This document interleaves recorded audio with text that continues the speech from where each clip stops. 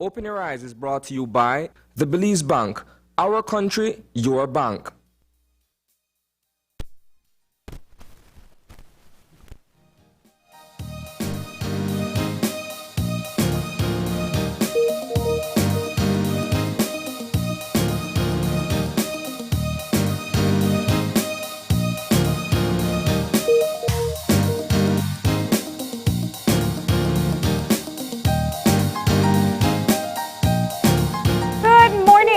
Welcome to Open Your Eyes. Start your morning right. I'm Marlene Cuellar. And I'm Gavin Courtney. And thank you for joining us this morning. Yep.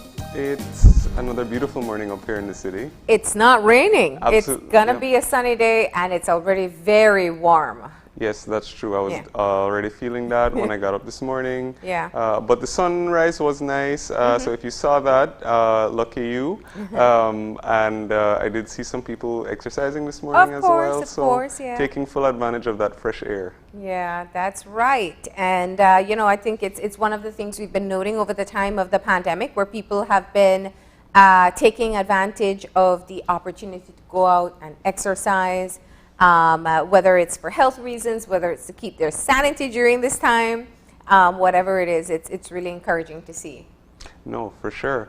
And we always like to talk, we always like to encourage people to be healthy and stuff, especially in this time. Yeah. And I think that it's really interesting how the pandemic has brought that health consciousness out in a lot of people. Yeah. And not only in terms of exercise, but also in terms of diet and like holistic things. And even, you know, changing their food. And yeah, it's been really interesting to watch. Absolutely. But we got to get moving into our show for today. We have a lot lined up for you, and we're going to start off with giving you some motivation to start your day right.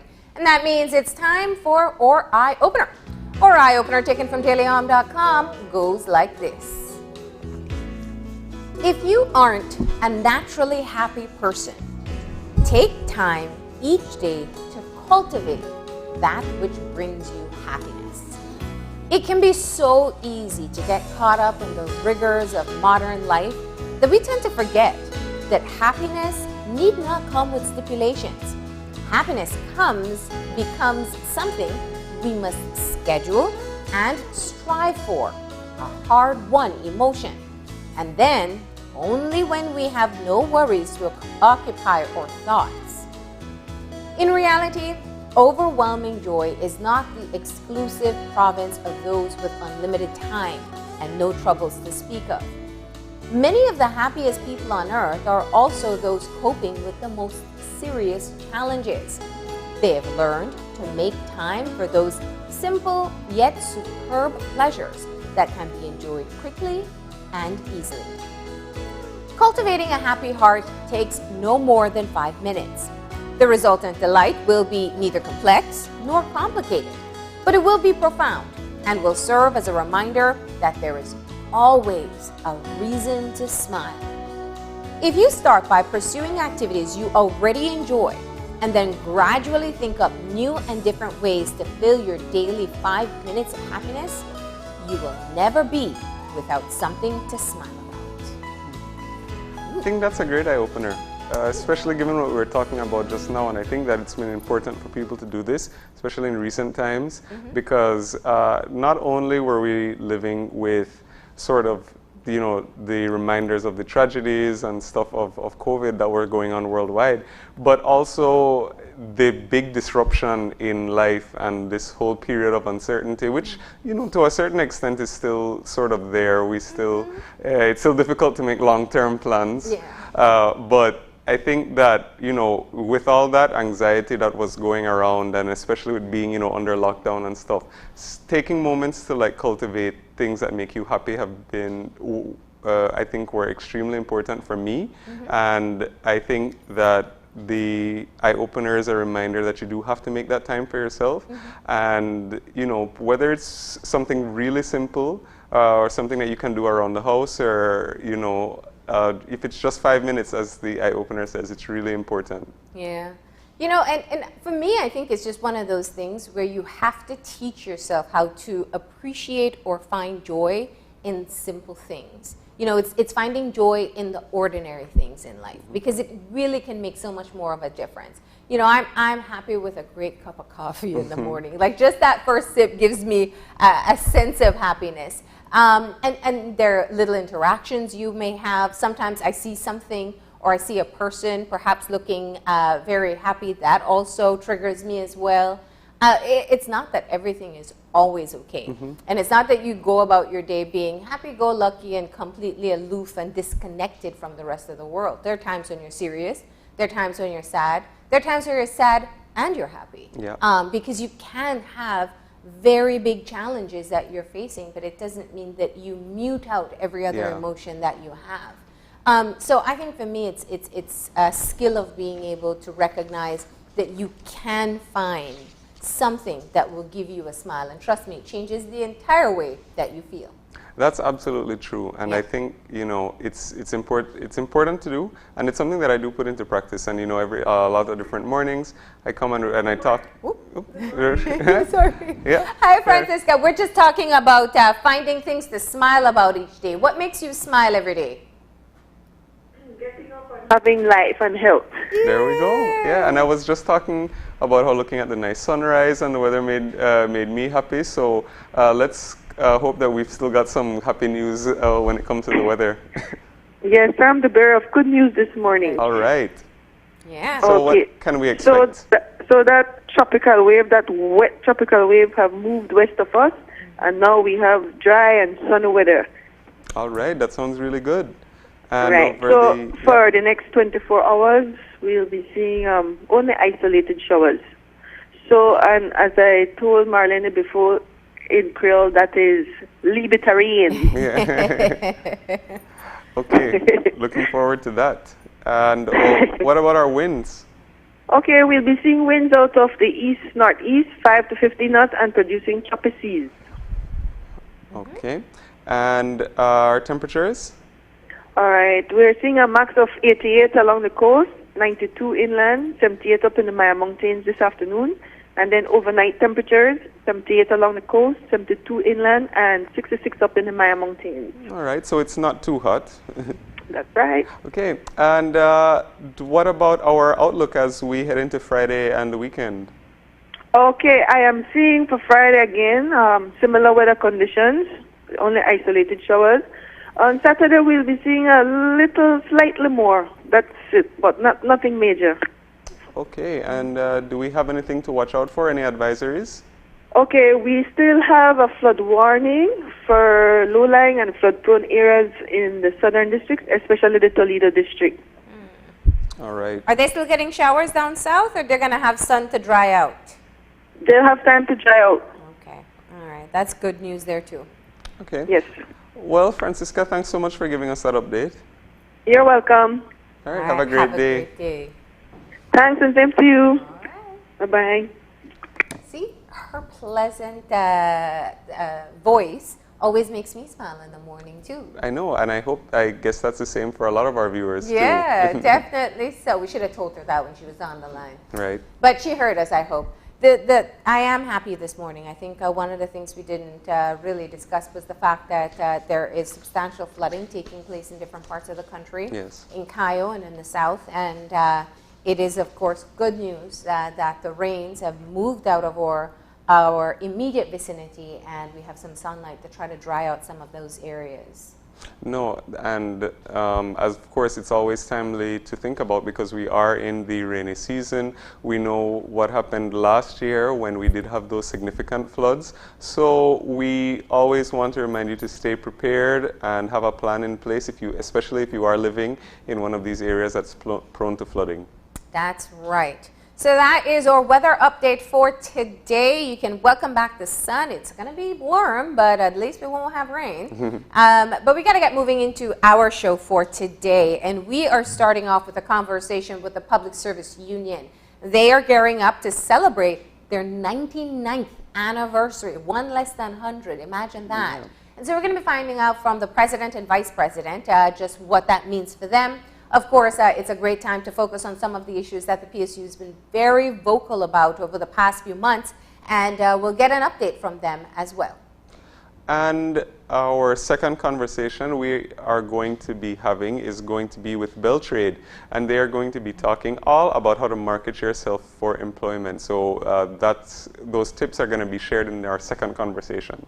All right, and the third part of our show, we definitely encourage you to make sure you don't miss it. We have a Belizean business and lifestyle strategist. She's going to come in, and she is great at helping people to understand how to motivate themselves in their jobs. We all get there sometimes, and we know that especially when you talk about the younger population, they have different needs and wants, and it's tough to be able to want to stick with it the entire time. So she's going to give us some tips on how to stay motivated on the job. That's our final conversation for today, but we're going to get the show started in just a few. We got to take that break, and we'll be back in a few minutes. So please stay tuned.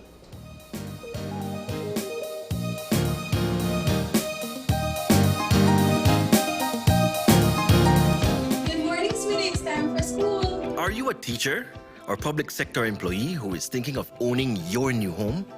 Get the keys to your new home with Belize Bank's all-inclusive mortgage, the best financing option in Belize for your new home purchase or construction. Inclusive of all mortgage-related fees, no down payment, affordable terms, amazingly low interest rates. Visit our nearest branch to speak to one of our financial advisors to discuss how you can be one step closer to owning your new home. Some conditions apply. It's a fact that with Smart, you get truly unlimited everything. Only with Smart, you get unlimited data anytime. While with the other guy, it's only double data on weekends. With unlimited data every day with Smart, there's no need to wait. So, it's a fact that our unlimited plans beat the competition. Stop being measured and told when to use your data and get unlimited talk, text, and data. Experience the true unlimited plans with Smart. That's a fact. Make the switch and live smart. Introducing Edam A Cheese, the A+ Dutch cheese to hit the Belizean market. As the name says, it is of A-class quality, the best Dutch cheese in Belize. Edam A Cheese is creamier, less salty, and simply more delicious. Don't be left out. Get your A-Cheese at a supermarket near you. A-Cheese, exclusively distributed by Unitex Company Limited. Call us at 610-3626 or 610-8910. Follow us on Facebook at Unitex Belize.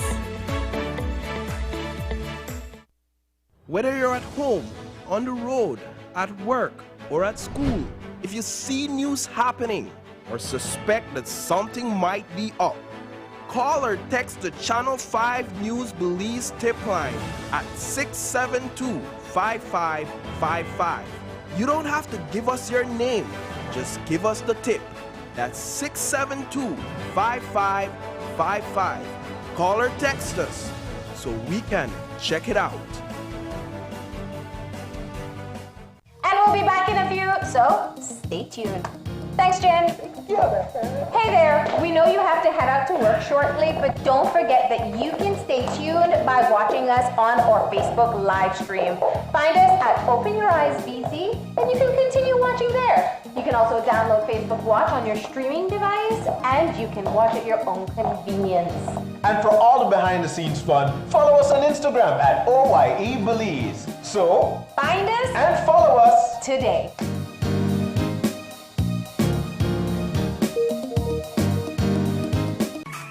It's time to put your TVs on lockdown. COVID won't stop us this time. After a year of waiting, Summerfest is back, pandemic style. If you're under the age of 18 and you think you have the talent, we are looking for you. Submit videos to us on Facebook, Instagram, and email. Or join us here at Channel 5 on Coney Drive to audition from July 26th to 30th from 10 a.m. to midday. Be a part of Summerfest 2021 and show Belize your talent. Dwayne Moody, Isani Cayetano, Andrea Polanco, Paul Lopez. Your News 5 Belize teams do whatever it takes. Go wherever they need to go, so you can catch the story wherever you are, whenever you want, on whatever device. Channel 5 Belize on television, Facebook, Instagram, and YouTube. Because news is now everywhere, all the time. And so are we. When someone you love becomes a memory, the memory becomes a treasure. Channel 5 introduces the Daily Obituaries. The Daily Obituaries will broadcast all death and funeral announcements and memorials to honor your loved one's life and memories. The Daily Obituaries airs on Channel 5 prior to the evening newscast, with subsequent repeats at 10 p.m. and 12 noon the following day. It will also be placed online on our social media platforms, all for a standard package fee. Celebrate your lives and memories with Channel 5's Daily Obituaries. Honor in life and reverence in death.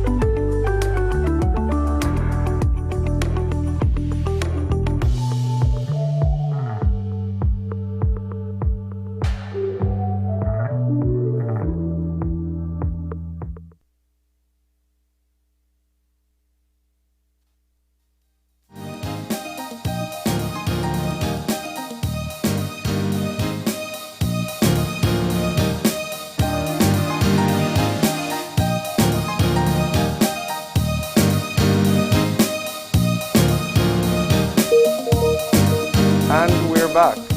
And if you're joining us now, we're just getting our first conversation for this morning started. And as we said before the break, we are talking with representatives from the Public Service Union, and they are sharing all about their 99th anniversary and how they are going to be celebrating. Of course, we're going to discuss a range of topics as well. Joining us this morning, we have Dean Flowers, who is the president of the Public Service Union, as well as Anissa Gonzalez, who is the first vice president of the PSU. Good morning. Good morning. And thank you so much for joining us. And, you know, during the break, we were just discussing how incredible it seems that the PSU has been around for 99 years and what marking that milestone means to you. So perhaps we can just start there and continue. What does 99 years signify to you at this point in time? How special is it to mark this anniversary? Anissa, you can start since we were already. Woman first. Yes. Well, like, you know, I'm overwhelmed to be in a union, first of all. Very proud to be a part of the Public Service Union. And those are some of the words that we want to carry forward. And even, you know, for public officers and our Public Service Union members to understand the overwhelming feeling of being a part of a trade union. back in 1922, who said that we would have been here 99 years now. Next year is going to be our centennial. You know, that's one of the greatest accomplishments of a trade union, to be around so long and to have some of the accomplishments that the trade union has started over the years, not only us, but trade unions as a whole. So Public Service Union has come a very, very long way. We have had ups and downs, but we want to say that it's more up than down. You know, we're here for the public officers. We're here to fight for their cause, you know, and we continue to fight for their cause. Yeah. You know, the challenge in that kind of sustainability is definitely maintaining the relevance of the institution itself. And it's an interesting time to be a unionist, as we've seen in recent times, where you come forward and you have to be able to not only defend the internal structures of the union, but also prove your growth and maintain a pulse on the issues that are really affecting your members. Let's talk about putting that into perspective now at 99. Dean? Well, first of all, good morning. Thanks for having us and for giving us this platform each and every time we so desire. PSU at 99, I think a key word that you used just now was the issue of relevance. And I think that when we reflect and we look back, the union has always been relevant in the national context, not only from a laborer standpoint or public officer standpoint, but even in the national context. Our history speaks for itself. However, we cannot deny that in recent past, that relevance has been diminished for whatever reason. And that is a challenge that we're now faced with to ensure that we become and that we are relevant in the national scheme of things, and that our focus and our role expands beyond looking after public officers, but also ensuring that in the national context that we influence policies which ultimately comes back to impact on public officers. So as we move forward with a new executive, with myself as leadership, in the leadership position, that is one of our goals, maintaining relevance and maintaining a presence in everything that we do, or in every situation, in every way possible in terms of how this country is developing. Yeah. And the role of the public service itself is one that is so integral to the development of the country. In what we have discussed, especially of recent, with the recent impasse, we have talked about how the public service very often is the vehicle that will follow through on policies, that will help to keep some of the accountability that we hear being called for from the public. But at the same time, it's also like, it's also that you can be perpetrator and you can be victim. So for you and your leadership, how do you go about professionalizing, I don't know if that's the right word, but getting your members to the point where they recognize that they are an instrumental part in getting the type of democracy that we want? Yes. And that's a huge challenge. And some of the things that we're doing to ensure, and I think the word professionalizing is on point. We must make public officers understand their roles and function, and more importantly, their responsibility. For the most part, I think the union has always preached, you're right, this is your right, this is your right, this is your right. But we have not hammered home what are your responsibilities as a public officer. And that has caused public officers to go astray and to be engulfed in the not so good climate that exists within the public service. That is not something that we've ever shied away from, and that is not something that we will shy away from. What we are doing is that we're partnering with the Ministry of Public Service to bring back, to assist them in bringing back the orientation process for new public officers. And as part of that orientation process, we want to have a segment whereby we can go in, introduce ourselves as the union, enroll new members, and more importantly, educate them in terms of what is expected of them. For too long, perhaps over the last 20, 30 years, and maybe that's maybe stretching it, but perhaps over the last 20 years, I think that we've injected public officers into the service politically rather than in accordance with the public service regulation. We've done absolutely no introduction, and this is from a government standpoint and a union standpoint. And so people come in, they don't know what to do. They're simply sent to office. That continues to exist as we speak today. And so we realize that we have to break that cycle. And part of that is bringing back the orientation which the Ministry of Public Service has committed to. Under the previous CEO, Dr. Martinez, the intent was to sign an MOU. We will be now effecting that under CEO Zatina, and see how in partnership with the government, we can change the mindset, the attitude, and the behavior of public officers to do just that, professionalize them so that they render quality service. And I just want to add, it goes both ways, because as much as you said, the government is a vehicle, we're the machinery behind, you know, and as much the government needs to understand the importance of our role, and our role needs to play as much part as what they're doing. So at the same time, it goes hand in hand.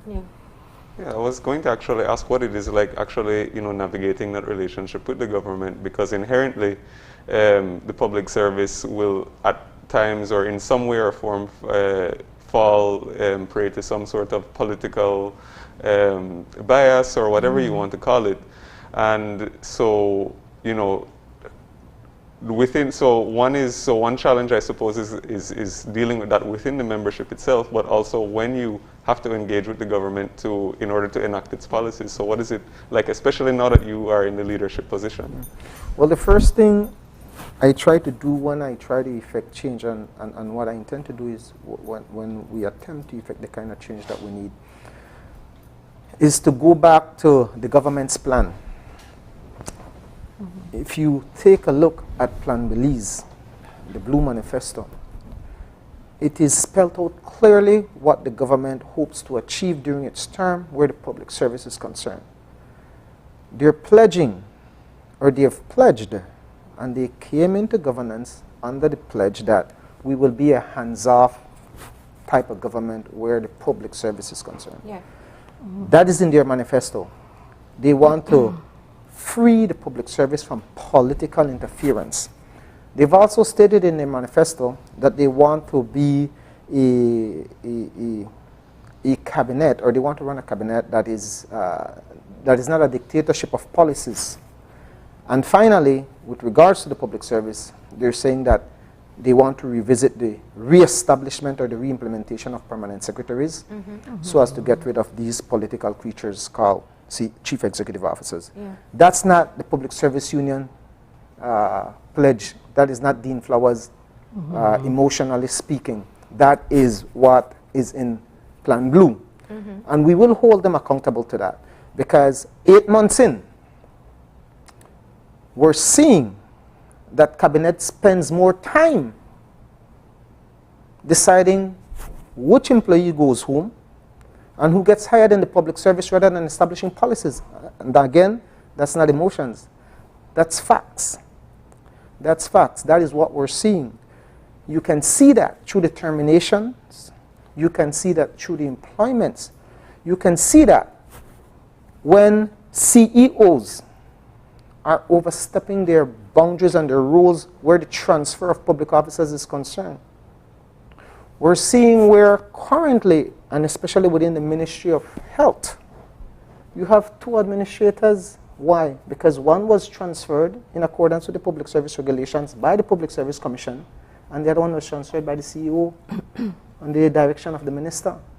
So a lot of people exist in the service that are being paid to do nothing. Why? Because ministers continue to interfere in the running of the public service despite their pledge in the Plan Blue Manifesto. And that is something that at every opportunity that we get, we will remind them so that we can fix exactly that problem that you've identified. I want to step back for a moment. You said there's a lot to unpack from what you just said, but the core issue really goes back to the original challenge that was posed when you issued your strike notice and went on a continuous strike, which technically never came to an end.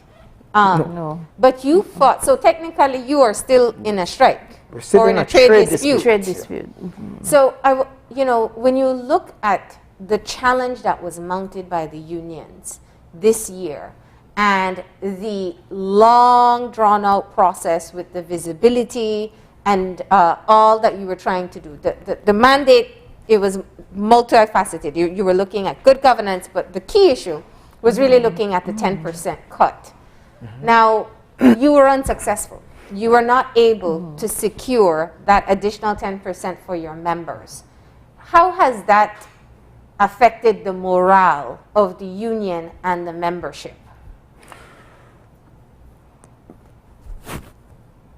As somebody who was in the eye of the storm. Of course.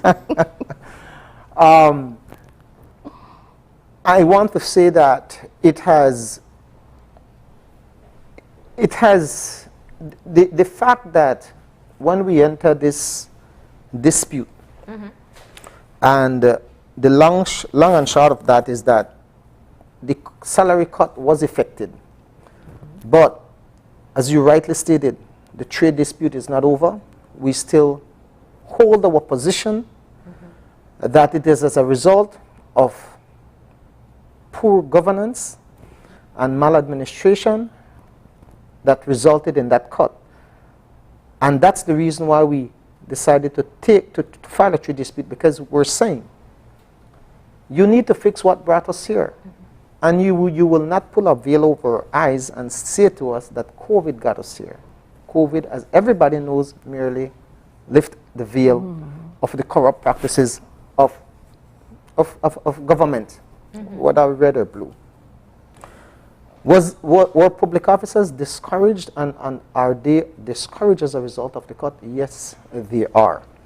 As a matter of fact, they are now entering into a phase of serious economic crisis. And we expect that that will worsen come August and September when school reopens. And so we expect a very, very blue to purple Christmas and a very, very sad 5 months towards the end of 2021 for public officers and by extension laborers of this country, because stretching it a bit, we know that the CWU within the port are expected to lose the shipment of sugar. So yeah, they're on a 21-day notice to strike as well. $5 million out of the Belize City economy, 160 people affected. So there are dark days ahead for public officers and laborers of this country. But in every crisis there are opportunities.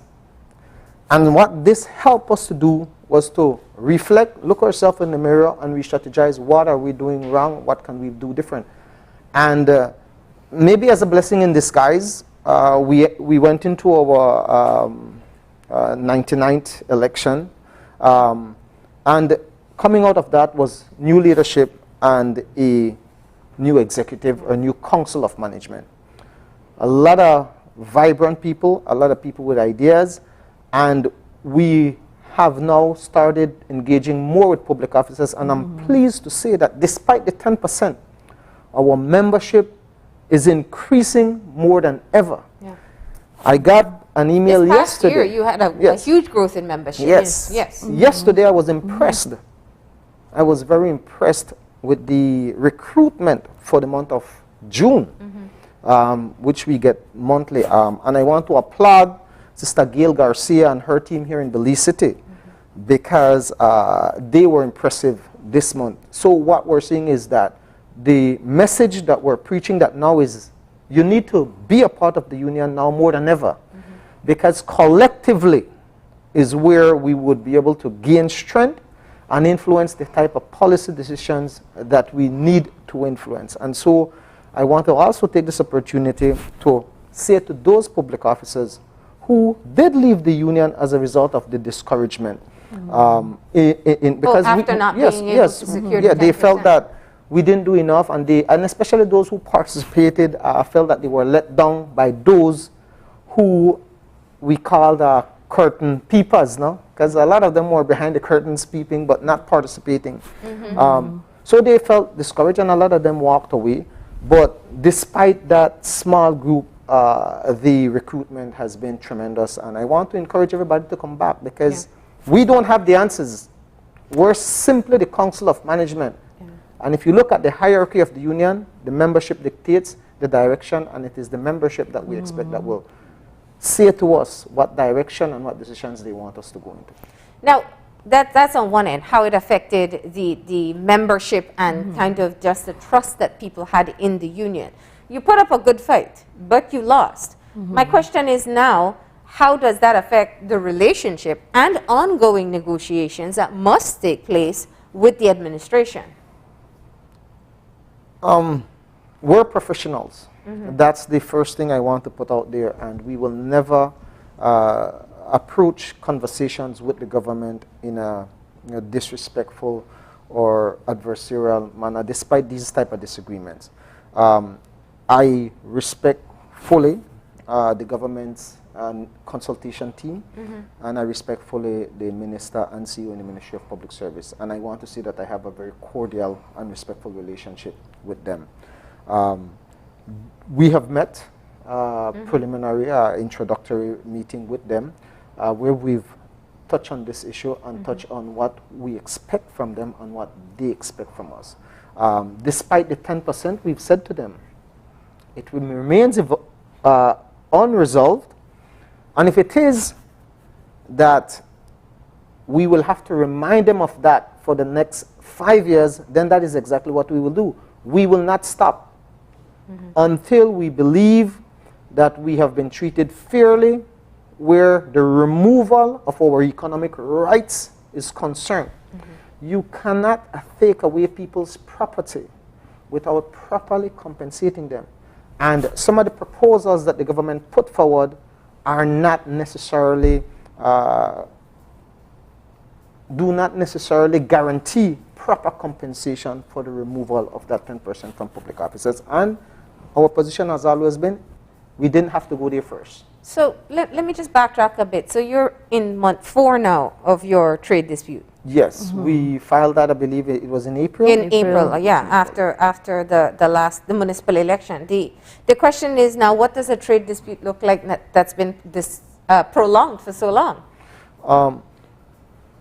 2 comments on that. One, we still believe that the Ministry of Labor failed us. We respect their position, and their position is that they deal with substantive law. I think it was, and the Minister of Public Service deals with a constitutional law, 106.3 and verses 298. And so they're saying we can't get in at a fight, so we won't address the trade dispute. So we respect that, but we don't agree with it. We believe that they have a duty and an obligation to resolve disputes when they exist.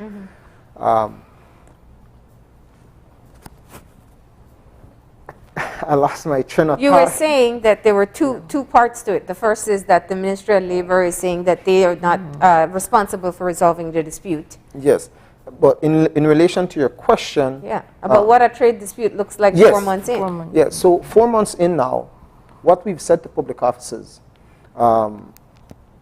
having not resolved this dispute, we continue to exercise mild forms of industrial actions. And that includes go-slows, that includes work to rule, and I want to applaud especially the Nurses Association of Belize, who has been perhaps the most consistent group of workers to ensure that they stand in solidarity and that they stand for what they believe in and that they were treated unfair, even with, as we speak right now, this reduced work week, 5 hours, and the manner in which compensation is being afforded to them, when in fact these are people who already are not receiving pay for overtime because they work too much overtime, and so the government is unable to pay them in a timely fashion. I want to applaud them, but I also want to applaud those public officers across the country who continue to do just that. They work to rule, they don't do any overtime, and they will... So you're still on go slow? Yeah, yeah, we're still on go slow. We're still on go slow, and we're still working as we see fit. Until what is resolved? Until the government revisits this 10%, and until the government effects the good governance measures that they committed to. We have written to the Prime Minister. We wrote to the Prime Minister, I believe, 2 or 3 weeks ago, and in customary fashion, we've received absolutely no response. That is now becoming part of his legacy. We've never seen a response from the Prime Minister since he took office November. I've never seen a response from him at the NTUCB level where I'm a delegate, nor at the PSU level where I'm the president. Never seen a response from him. What was in that request? We've said to him, in accordance with your final best offer, in which you committed to establish this social partnership committee to oversee the recovery and to advise on tax recovery, arrears and so on, we would like to have a conversation on that to put together that committee. We do not agree that that committee is supposed to convene every 6 months. We believe that that committee needs to meet more regularly, and we want to ensure that we hit the ground running where that committee is concerned. The Prime Minister, in his last best after, is saying that he wants to look at that committee in October. So what happens between now and October? What happens between now and October? And so we're not in agreement with that, and we want to address that in the immediate. But like I said, in typical fashion, there's been no response.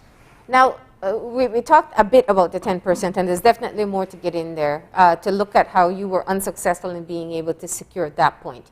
But on the flip side, you were able to get the process of the good governance legislation expedited, specifically when you were looking at the Whistleblowers Act, and we know that there is ongoing consultation for the Unexplained Wealth and Recovery of Assets bill. So let's talk about how these can be an instrumental part of even strengthening the Public Service Union itself, if there is a Whistleblowers Act in place. It will definitely strengthen not only the Public Service Union and the public service, but it will strengthen our entire system of governance. We have made submission, we've made our comments to the House Committee. We've asked that the bill be pushed back, and we're glad to see that that has taken place, because we believe that there needs to be wider and broader consultation, and there needs to be a clear mechanism in terms of how we will effect this legislation. We cannot continue to adopt legislation which we cannot even begin to effect. There is absolutely no oversight body to enforce. It continues to be that, okay, you go whistleblow to some reporting agency, and then I guess the Commissioner of Police will decide what he does and if he wants to do anything, and then probably we end up with another writ of mandamus for him to investigate some minister. So we're saying we're not going down that road. Dean Barrow played that card for 13 years, putting in place legislation that served absolutely no purpose, especially where accountability and transparency is concerned. And so that is where we are with that. And as you rightly said, the conversation surrounding the asset recovery bill continues. But we're hopeful. We're hopeful. We hope that the proposed amendments to the Constitution will not trump these legislation, which are far more important than removing somebody from office. So I would hope that the government does not lose focus on what needs to be done to improve this country, rather than waste time and resources on political well, you jumped the gun on that one, but I do want to talk about the 10th Amendment, and it's been a conversation, I think, that has, with all the political drama that's been playing out and the pandemic itself, we have not talked about these amendments and how critical they are. The 10th Amendment specifically, I want to hear from you because there's an interesting situation here because, as you noted earlier, we know that there are typical political appointments that take place. We know that in practice, some positions should be based on qualification or on the possibility of a person being able to execute the post. But while that is the theoretical way of going about it, it's actually just been political appointments. So let's hear what you think of the current amendments for the 10th Amendment. Well, we made a very lengthy submission thanks to our legal team and, and primarily Sister Nicola Shaw, who gives freely of her service to the union and as a member. As it relates to the 10th Amendment, the government's proposed 10th Amendments has one objective: remove the chairman and the members of this committee. There's absolutely nothing there outside of that. Get rid of these people and make their term of office concurrent with the term of office for with any government. We believe that when we look at Plan Belize, again I go to Plan Belize, Plan Belize is clear that they wanted to make these oversight bodies free from political interference and free from political majority rule. This administration had a big fight with Barrow administration, whereby Barrow said, winner takes all, to the winner goes the spoils, and so he will not give up these majority on these committees. This administration placed in its Plan Belize that we're not going there. These committees will be free of political majority, and these committees will be free of political interference. Yet we're seeing in the 10th Amendment where the government is appointing 3 members, 3 or 5 members, including the chairman. And so we reject the 10th Amendment as being proposed. Do we need to amend how these people are appointed, and perhaps even the composition, which is what we're suggesting, that also perhaps needs to be looked at. Yes, there needs to be some amendment to it.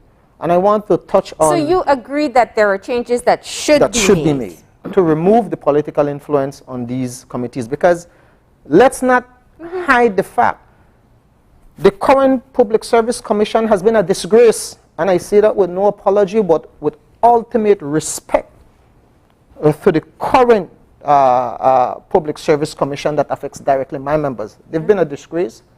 The Secretariat has been a huge disappointment, with people acting within that Secretariat without the knowledge of the Commission, and yet nobody is being held accountable. So changes need to be made within those. The Elections and Boundaries Commission, again, there's a lot that needs to happen. And so we agree that we need to reconstitute and fix these commissions, but definitely not in the manner in which the government is proposing. And we wholly, or at least in preliminary discussions, the union does support the social partners' senators' position that perhaps this is time for us to look at an entire constitutional review and see how we can put in place something that works for Belize and for Belizeans, rather than this piecemeal, politically driven type of piecework that is happening here, where these constitutional amendments are being proposed. Now, looking at this situation, and I think you used the explanation of the composition of the committee itself, because if the 10th Amendment goes through, then at the very least you may be able to agitate for change for the composition of those who will be making the decision on these appointments. What is your ideal composition? For me, my ideal composition would be the government appoints the chairman, the opposition appoints 1 person, and the social partners appoint other individuals to those commissions. If it's a 5-person commission, you have the NTUCB, you have the PSU in the case of the Public Service Commission, you have the chamber, you have the churches, you have the NGOs, and more importantly, in our submission, we're saying we need to include the the tertiary level institutions. We need to get them as part of this. They are the future. And so we're saying we need to look at the education sector and perhaps allow that group of universities to start putting somebody that can make meaningful contribution and does not see things from a political lens. So like a student union representative? More at a tertiary level, okay. like university. Okay. From that the academia. Yes, yes. Now, you know, there are so many different issues, I think, that are kind of just bubbling on the surface. The other one is talking about the recent SI that now mandates that frontline workers, and I know you have a position on this, so let's get into, time is limited, of course. So let's talk about what your position is on this. Do you want to comment on a bit on 74? Well, up to recent last night. Yeah. We and these are some of the things that we're doing, engaging with public officers. We had Dr. Manzanero on our Let's Discuss PSU, just to give his insight as a PSU member and a professional on the COVID-19 vaccine and COVID-19 itself, and he touched briefly on the SI, but where the union stands with the, as such, the government has a right to create the atmosphere whereby public officers need to have a safe and healthy environment, right? However, at the point where the public officers would be marked as absent, that negatively affects the public officers' conditions of service. So that is where the union stand. We would be making a point of it that any public officer who would be marked absent at that point, you know, you change the whole dynamics of that person's condition of service. So as much as we say it has to have something in effect, we have to watch it closely when it affects public officers. Even with the PCR tests, public officers shouldn't be negatively impacted financially. We have, I don't think we have gotten confirmation, but that it should be free. And we think it should be free. Well, the Minister of Home Affairs has said on record, on the media, that it is free. Well, that's why we're piggybacking off of the Minister of Home Affairs. And, you know, that is something, if you're going to say that this is something that you present to public officers, want public officers who do not feel at this time they need to take the vaccine, present this to them and say, oh, well, within 2 weeks, you have to present a PCR test. It should in no way affect them financially. Let me backtrack a bit. Is the union promoting vaccination amongst members? Yes. Okay. Yes, we are. And what's the level of uptake so far? Are you both vaccinated? I am fully vaccinated.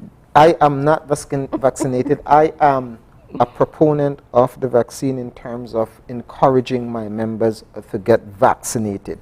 I myself needed more information, and I am very grateful for that show last night which featured Dr. Marvin Manzanero. I think he did an excellent presentation. I encourage public officers to go and review the show. It's on the Public Service Union Facebook page and most of the branches' Facebook page. It's a very informative. So do you now feel that you can go get vaccinated? I am 95% there, Marlene. You're very much like our commissioner who says, go get vaccinated, but I haven't. I am 90, and I want to say this with all honesty. Yes. Today, we're featuring several mini health fairs across the country, which includes the COVID-19 vaccine booth. And today was my day to get my vaccine. And so I will not simply encourage my members to get the vaccine, but I myself having been satisfied with the information that I have received, but nobody will force me to get a vaccine. I need to be comfortable, and like I said, I'm 95% there in terms of my comfort level on the information and the fear that I had. Because I have real fears, and people have real fears out there, and we have to respect that and be patient with them. And that's why, as Sister Anissa said, we seriously need to have a conversation with the government that you will have to reconsider marking people absent where that PCR test is concerned, because that PCR test, the quickest turnaround time, that's 72 hours. And we know that initially people waited for 3 weeks to get a result. So you cannot keep people out of work. That's denying people the right to work. And of course, I've heard attorneys say, well, that the government have the right. I don't know how it will play out, but we have a duty and an obligation to our members to protect them and their interests. And that is what we will do in consultation with the government. So let me just be very clear. Are you in opposition of SI 74? Where marking people absent is concerned. Where if you don't have a test result to present, you would be considered absent. Yes. But you are fine with the choice that is being made available, vaccinate or provide a test. Yes, we are. However, I want to make clear again, yes, we support that the government has a duty and an obligation to provide a safe working environment for everybody. And as part of the government responsibility, the government is saying, I want to create an environment that is free from infectious disease. And as a result of that, I'm asking you to get a vaccine, but if you don't want to get the vaccine, please get the test. We're fine there. But the government goes further and say, if you come to work without a test, I'll mark you absent. But the person came to work for work. Please give that person the opportunity to go and get a rapid test rather than a PCR test, because if you force them to go and get a PCR test, there's a turnaround time of 72 hours. And if that happens every 2 weeks or every month or every other month, absenteeism is being accrued, and there's a clear case for dismissal and disciplinary actions there, that could cost that person his or her entire career, because that would result in dismissal. So you would be satisfied if the change is made that a rapid test result can be accepted? Exactly. But I would also want to go further and be the devil's advocate. Even for members like Anissa, who is fully vaccinated, but we're fully aware that she can also still become infected. Why isn't she being forced to bring a rapid test or a PCR test? Because she can still be asymptomatic even though she's vaccinated and come vaccinate me. Well, they bring my test every 2 weeks. So we have to, so that's why I said that. Well, I know you're a numbers guy, and percentage-wise, she's far less likely than you are to be able to get COVID or pass it on. Because you look at percentages, right? Yes. Okay. Yes, But let's and I appreciate you weighing in on that, because that's also another issue. But let's, in the last 5 minutes that we have here, I know you're talking about your 99th anniversary. This is a huge accomplishment for the union. But you have such an important role in what's happening in this country, in paying attention to what's happening. And we have our economic recovery plan that's being rolled out right now. And you've always been a very vocal part of monitoring decisions and policies that are being made. How do you think we're doing in terms of the economic recovery at this point? It goes right back to my initial or my earlier conversation. The Social Partnership Committee. Data. We need information. We cannot wait for October to get information. We need information on a monthly basis. Which brings me to another point. The Accountant General's office.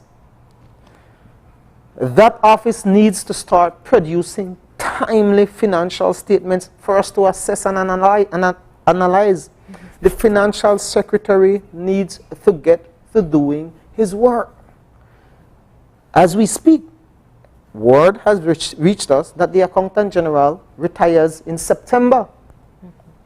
We're now in July. And not one vacancy announcement. No move to fill the post. Are we going back on another contract? And with all due respect to the Accountant General, there has not been any financial statements since 2014-2015 fiscal year. So as we speak, we don't even know what's the financial performance of this country. What we're seeing is just a lot of numbers being pulled out of the air, and that's a fact. That's not me saying it. The last set of financial statements that were produced and presented to the Auditor General, fiscal year 2014-2015. So how is it, am I supposed to have any confidence in the numbers that are being thrown around by the Financial Secretary and the Ministry of Finance today? And so I'm saying, let's deal with the Social Partnership Committee and let's fix these structural deficiencies that we have in these very important offices and get competent people in there. All right. 2 minutes to tell us how we're celebrating the 99th. Today, on Open Your Eyes, we're launching our educational grant. Okay. I'm not we sure have I it had up. Yeah, we have it ready. Yeah. Yeah. So, as like much this, as, you know, we're celebrating, like you said, public officers are in some financial constraints at this point, you know, and we wanted to launch the educational grant today, assisting our public officers, public service union members. We have 20 scholarships in all, 10 at secondary level, and they have different amounts, and 10 at tertiary level. So we felt it was very important, and like Brother Dean said, come August, September, you know, we might see a more negatively impact on public officers. The union decided to, you know, this is our time to assist even more our public officers. So we're launching it today and So inviting all they public have to officers. do, if they have to be a member? Yes, you have to be a public service union member. The application is on the thing is attached to the flyer. Okay. We have a scan, a QR scan. So fill out your application, and there is a criteria that you need to follow. So thanks for opening your eyes for launching it. Definitely something we know that people are going to need moving forward. And so you're looking at being able to kind of assist the membership and those who are struggling in ensuring the children get their education. Correct. What's the deadline? It's August 6th. August 6th. All right. 6th. Yeah. If you allow me, Marlene, I just want to congratulate Sister Marika Zuniga. Yes. Oh, yes. She's the winner of the team, and the team is PSU at 99, a call for change, a chance to unite, a stand for our rights. So, Sister Marika, congratulations once again. And I encourage, like I said, public officers to join the union. We have a small loan program as well, which is performing very well for those members who have that fiscal space to access that loan. We're partnering with the National Bank, who has graciously put together a wonderful package, and credit to the former president, Gerald Henry, who started that. It has now been rolled out. We're seeing a lot of our members accessing that, and we want to say to members that they can expect more and more of these partnership and purchasing coalition. Joe Meats in Belize City is offering 10%, and we want to now move to gas stations, pharmacies, and we want to start directing traffic to specific businesses to ensure that they benefit as well as our members. Nice. So big things to come with website, with database, and with application, and with ID. And with ID, so that you can go and present this. So big things is ahead of us. We're proud, we're resilient. And the bigger thing is you're getting vaccinated today. But it's a needle, you know. It's a needle, isn't it, dear? Yes. Well, I need to get advice, because as part of my commitment to members to be more visible, we're going to Belmopan to take a little stop in there. We proceed to Dangriga. We'll make a stop there, and we go and have dinner tonight with the PG executive. Nice. And tomorrow we spend half day visiting the offices down in PG, because we realize that our presence is important. People feel empowered. They feel more emboldened when they're sitting in leadership. And so this is something that we pledge and commit to do both for the branch and national level. So based on what, then tell me, Marlene, if I could get it and drive. Yes, ma'am. I'll do that. Yes. And I'm sure you could drive what too, I right? wanted, yes, I can drive too. You could drive standard? Yes. All right. But just to finish off, you know, it's very important for public officers to know that the topics that are in our present surroundings, that the union will continue to have that dialogue with them about, because I think that was very lacking, that there was not a sense of dialogue amongst public officers about the topics surrounding what's happening in Belize. So we want to tell them we pledge that we will try our best to have that dialogue continue as best as we can. Definitely, and we saw a list of activities. We scrolled it on the screen across the country taking place to celebrate your 99th. Congratulations on the anniversary and best of luck.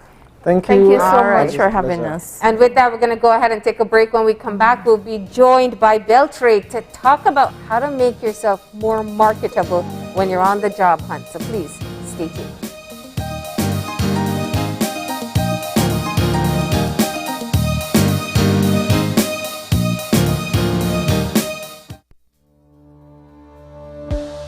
Working off-site doesn't mean you have to be off your game.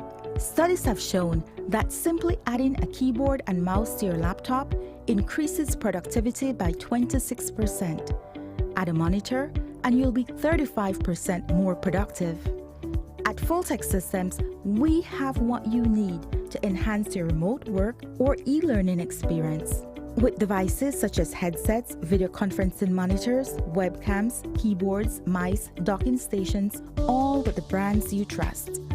Keep connected with collaboration tools like Microsoft 365 Suite and Kaspersky and perform efficiently no matter where you are.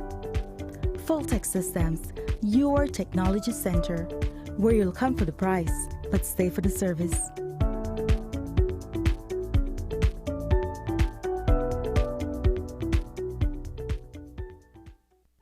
As Belize continues to shield its people from the worst ravages of this pandemic, we must continue to keep our country safe by ensuring reliable supply chains for critical components for the fight ahead.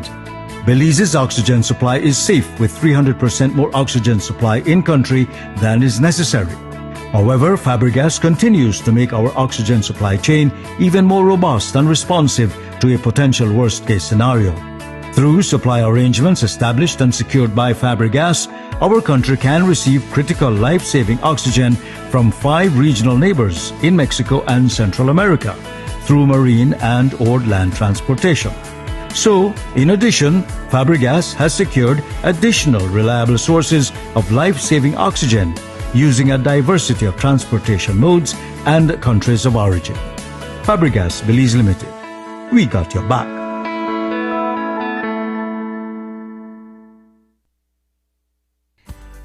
Continues to expand its internet coverage countrywide to help you live a smarter life. Our villagers are very happy. They are pleased to know that Smart went the extra mile to put a tower in our village so that our villagers can get live stream on their TVs and they can get their kids doing their online classes. I want to say to Smart, thank you for making it possible for us to get internet in Gardenia Village. We really do appreciate it. Smart continues to take the internet and mobile services to communities across Belize. Now save even more when you bundle your Smart broadband with Smart mobile services. Smart, bringing people together. If you have a baby on the way, here is what you need to know about maternity benefit. It includes both an allowance for 14 weeks and a grant, which is a lump sum of $300. The basic requirements are: you must be employed, you must have at least 50 paid contributions, and you must have continuous contributions leading up to delivery. To apply, a licensed doctor certifies the expected date of delivery. The employer completes the salaries record. Submit your completed claim form as soon as possible. After giving birth, submit your continuation claim no later than 3 weeks after delivery. If the mother does not qualify, the father of the child may qualify for the maternity grant. Want to know more about maternity benefit or grant? Visit our website or contact any of our offices to have someone assist you. Also, be sure to visit our Facebook page and give us a like to stay informed. Social Security Board. safeguarding you, your family, your future. It's time to put your TVs on lockdown. COVID won't stop us this time. After a year of waiting, Summerfest is back, pandemic style.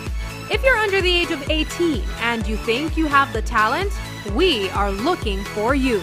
Submit videos to us on Facebook, Instagram, and email. Or join us here at Channel 5 on Coney Drive to audition from July 26th to 30th from 10 a.m. to midday. Be a part of Summerfest 2021 and show Belize your talent. And we'll be back in a few, so stay tuned. Thanks, Jen. Hey there, we know you have to head out to work shortly, but don't forget that you can stay tuned by watching us on our Facebook live stream. Find us at Open Your Eyes BC, and you can continue watching there. You can also download Facebook Watch on your streaming device, and you can watch at your own convenience. And for all the behind-the-scenes fun, follow us on Instagram at OYE Belize. So, find us and follow us today.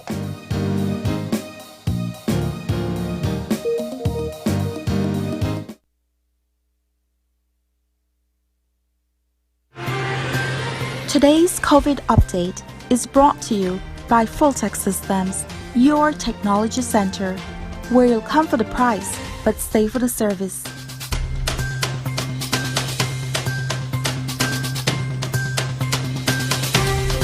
We are back, and if you're joining us right now, we're getting our second conversation for this morning started, and we are talking all about how to market yourself. So if you are looking for a job, or you will be in the near future, you might want to tune in. So this morning we are joined by Danae Fairweather, who is a training facilitator at Beltrade. And we're going to be talking all about how to prepare yourself. So good morning. Good morning. Thank you for having me. Right, thank you for joining us. This is really timely and important topic given how things in the economy and how the job market has been over the past, let's say, year and a half or so. Right. And what have you been getting from perhaps the public or people you interact with that this skill is something, or this type of preparation is something that's really needed right now? Yes, we definitely have. We have a lot of people calling in, asking us when we're doing our next job training, are there any jobs available, or what type of trainings we're having or we're about to have, because people are looking to see what is out there, and they're looking to get training in any area so that they can market themselves. I mean, we could dive into the numbers of unemployment right now and talk about how serious the situation is.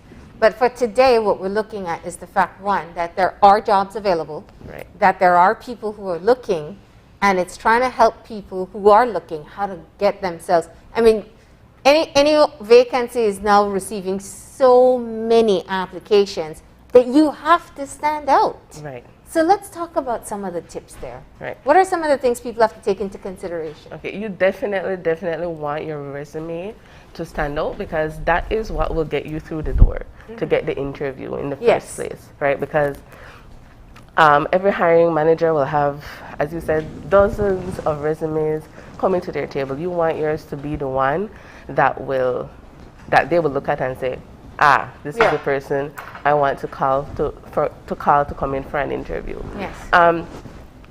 What you want to stand out among the competition is, one, you want to tailor your resume to the job that you are looking for. I think that is a big mistake some people make. They feel like their resume has to be long, or it has to have and include everything. Have all this information, and that's actually, you just want your resume to have what is specific to the job that you are looking for. Yeah. Right. So focus your educational background and the experiences that you have. Think of the experiences and the educational background, your studies, anything that relates directly to that job that you are looking for. All right, so that's tip number one. Right. Tailor the resume. In other words, change it every time you send it out to the job that you're applying for. Right. Importance of cover letter. Cover letter. What's your take on that? Some companies don't ask for a cover letter.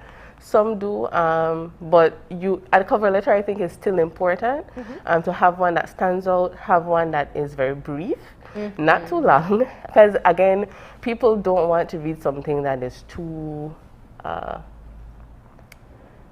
wordy or too much, you know, that takes too much time, because again, if you're having dozens of papers in front of you, you want something that you can quickly look at and see where that person is.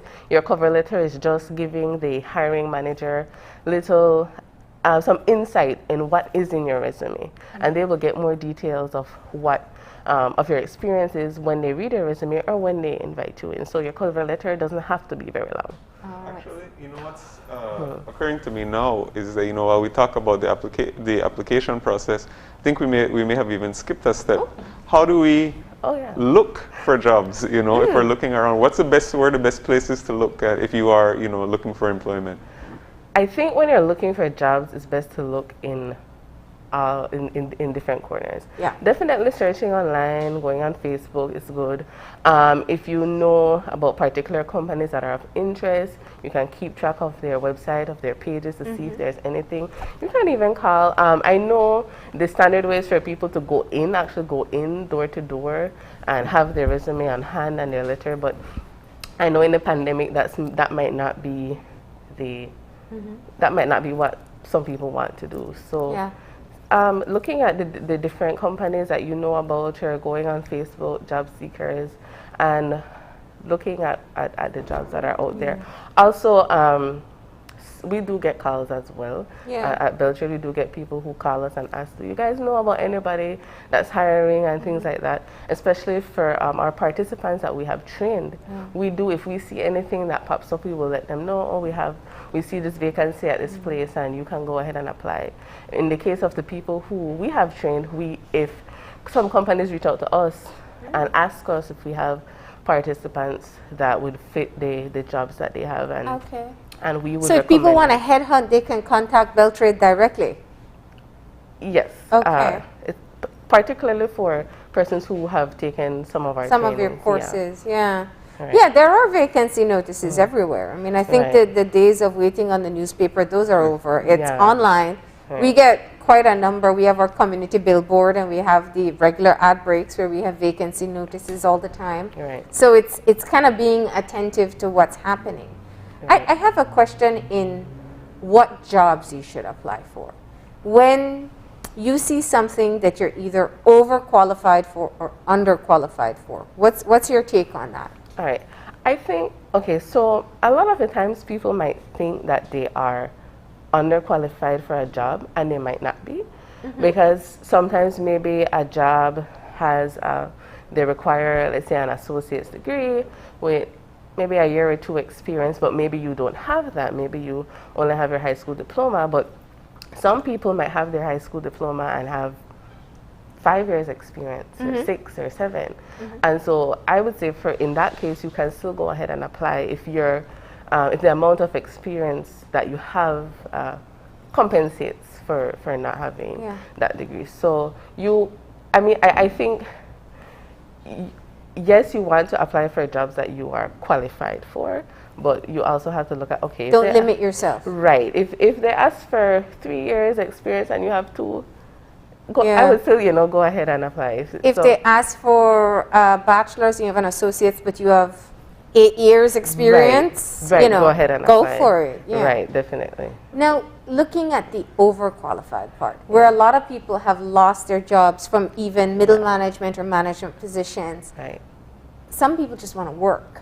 Now, should they, or how do you go about approaching that when the HR sees the resume, they're like, whoa, you're too much for this job. How do you approach applying? That one, I think some people are okay with applying for a job that they are overqualified for, but maybe they think, this is just temporary until I can look for something else. Yeah.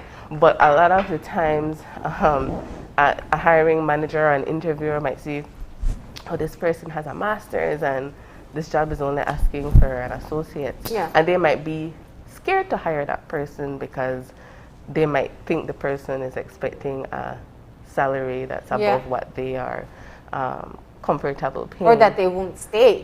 Or that they won't stay. Yeah. So that one, I think that one is a bit tricky. I think you don't want to apply for a job that you're too qualified for or overqualified for, but sometimes some people would apply for a job and they say, okay, well, I'll apply so I can have an income, but then still continue looking. Yeah. So that one I think is a bit tricky to approach. Yeah. Yeah. And you said something earlier which was pretty interesting, and that's about tailoring your resume to the job that you are applying for. A lot of times people think that, or people stress a lot on academic qualifications. What would you say are something, or do you find that people sometimes skip over things or skills that they might have, or talents that they have that employers are looking for? Things like language skills, other things that people may not necessarily put enough emphasis on when they're applying? Okay, so you're saying people might focus too much on the academics. Yeah. And then they don't include these skills, maybe soft skills or hard skills that they have that might stand out. That's definitely true. I think you do definitely want to put some skills that you think will be relevant to that job. Language skills is definitely one of them. If you're bilingual, that is a skill that that employers do look for. I think you just want to have, I'd say, a balance. What we usually do recommend for, especially for people who maybe they don't have the academic qualifications to match up, for lack of a better word, to what the employer is asking for. Or maybe you have enough experience, so you want to emphasize on the experience or emphasize on the skills. So I think it all depends. If you're a new graduate, maybe you have your degree, but you're lacking in experience, you want to then emphasize on the academics because that's what you have, right? That's your selling point. So it's just, I'd say, emphasize the things that are your stronger assets. Now, when you look at the first step is the resume, getting that out. I know they've talked about tips. If you know who to direct it to, find out that name. Sure that you're doing your research. Right. That's the next step. When you go into that interview, what are some of the preparation tips? If you get that call back, what are some of the things that people need to know? Okay.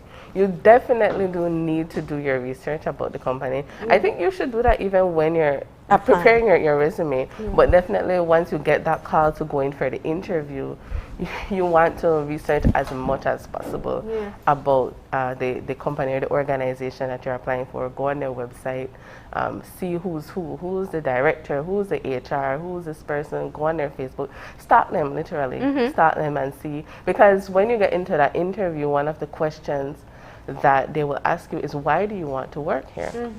And you want to work for a company where their mission and their vision aligns with your goals. So you want to be familiar with the missions and the visions of these organizations. And at least have some understanding of what the job entails. Right. Yeah. Exactly. Definitely understanding of what the job entails. If you know somebody that used to work there, don't be afraid to ask them, what was it like? What was the work culture like? You just want to do your research about that organization because it is one of the questions that will come up in an interview. Most interviewers will ask you, what do you know about this company, or why do you want to work with us? Yeah. All right. And I was just going to ask you if you had any other tips for when it comes to the interview, or what people should look out for. One of the biggest tips, I think, you want to know your quality. You want to be able to sell your qualifications and your experiences in about 2 or 3 sentences. Because one of the first things an interviewer asks you is, tell me about yourself. And you don't want to be rambling on and telling them your whole life story. So you want to be able to tell them, if you have worked before, give a little bit of past information about where you used to work or where you're currently working. If you have not worked before, give a little bit about your academic background or whatever skills or experience you have. And you want to be able to say that in about 2 or 3 sentences, nothing too long. Because that's, most of the time, that's the first question that they ask. Yeah. All right. And other things that will help to make you employable. Let's say I've not been working because of COVID. Right. You know, or, you know, should I be taking courses? What can I do to kind of beef up my marketability? Right, you can definitely take some courses if you haven't been working, or if you maybe don't have educational experience, or you didn't finish school or anything like that. You can take some courses. There are certificate courses. Yeah. BTech does offer courses as well. Some of our courses are free, and so you can definitely take courses and put those on your resume, because that, especially if it's a course that's tailored directly to the field that you're going to work in, it would definitely make you more marketable. What about social media? Your social media presence? Yes. So yes, that is definitely, you want to, before you go into an interview, clean up your social media. Clean it up, because hiring managers do search you. They do. They do. They do search you on social media. So you want to make sure that your social media is, it presents an image of a professional, because they will look at your social media, and if it's not what's in line with their company, they will not want to hire you. Another thing about social media that I recommend everybody to get is to get a LinkedIn page. Yes. That is, it's professional social media. Yes. You can have your all your educational background, your work experience, everything on your LinkedIn. Because when you want... And put that you're open for a job. And put that you're open for a job, exactly. Because when those hiring managers Google you, you want the first thing to pop up is your LinkedIn page, right? And they see, and they see all your qualifications there. Yes, they've seen your resume, but they also see that you have that professional presence online. Yeah, that is true. So it's good to get a LinkedIn page, right? To present yourself professionally. And I think, you know, I've even found that people who reach out to me for different opportunities, they find you through LinkedIn. Yes, they do. Right. And it could be a job offer or whatever else it is, but it's because of how you present yourself on your page. Right. Clean up your social media. Now, we don't have, I mean, I don't know, we don't have the kind of discrimination laws that I know in other places. They say, well, you can't be judged by a social media presence. But what are some of the things that you see, especially young people, where social media is kind of like their expression page? Right. How do you help them understand that that still paints an image if a hiring manager goes and looks at it out of curiosity? Right. That is one of the things we touch on a lot in our trainings, our job preparedness trainings. You know, we know it's your page and you want to express yourself and you want to be free. It's your page. But there are certain things that your hiring manager doesn't want to see. So, you know, and I know some people will say, well, I might put certain things private, or I might not, only my friends can see it. I might have my settings so that only friends can see. But a lot of the times you don't know who that employer is friends with, and that person might have you as a friend, right? So I think it's, I mean, yes, your social media is for fun, and most people see it as fun, but you want to have a balance. So if every single picture on your social media is a party picture with you with a bottle of rum in your hand, that's not an image that an employer wants to see.